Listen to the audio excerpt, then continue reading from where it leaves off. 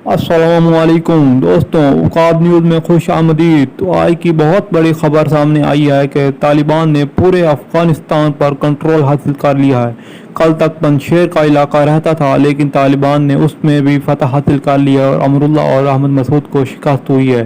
तो तालिबान जो है ना, वो पहले अफ़गानिस्तान के जो है ना पायलट्स, उनको कत्ल कर रहे थे, लेकिन एक पायलट जो है ना वो काफ़ी यानी कि कहीं भाग गया था, जिनमें से एक पायलट अभी वापस आ चुका है, जिसको आप देख रहे हैं कि तालिबान ने इसको पकड़ा है और जो है ना इसको जो है ना माफ़ कर दिया है।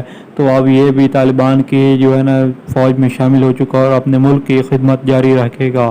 तो इस वक्त अफ़गान तालिबान के पास अमेरिका का छोड़ा हुआ 85 अरब डॉलर की मालियत का असला मौजूद है, जिसमें 100 से ज़ायद ब्लैक हॉक हेलीकॉप्टर भी मौजूद हैं।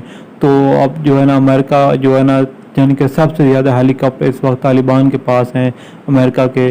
तो जो माहिरीन कह रहे थे कि ये तालिबान ये हेलीकॉप्टर नहीं उड़ा सकते, तालिबान ने वो भी उड़ा लिए हैं और अब इनके पास मज़ीद ऐसे पायलट्स भी आ चुके हैं। देखते हैं आगे आने वाले हालात में क्या होता है।